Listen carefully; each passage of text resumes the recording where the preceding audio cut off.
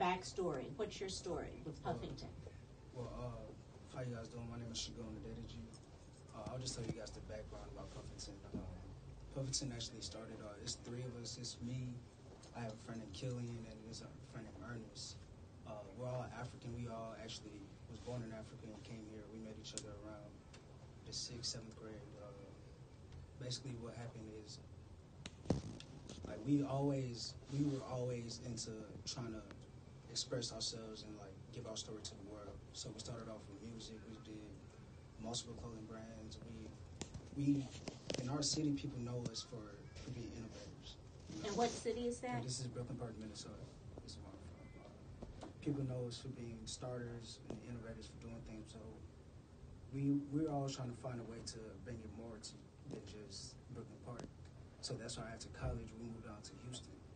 And it's a crazy story because when we moved down to Houston, we just bought a van. It was just three of us. We bought a van for about $1,000. It's a 21-hour drive from Minnesota to Houston. The van broke down on us like multiple times.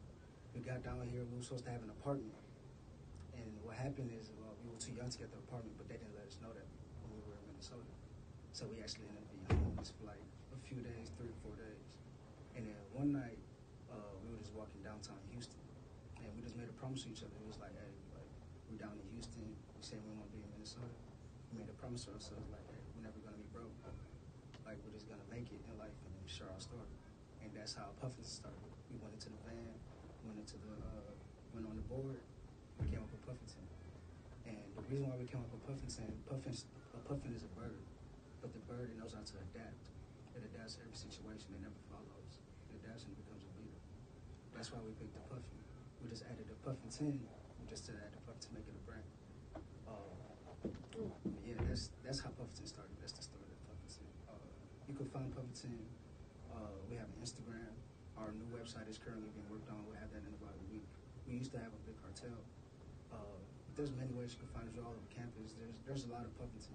You know, it's us three. We're the owners, but we consider everybody Puffington because Puffington is for the people.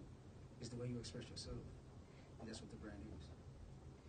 And so would you have a question at this point for Professor Bryce? My question to you would be just how did you get the connections to be able to do so many different things? Well, I just give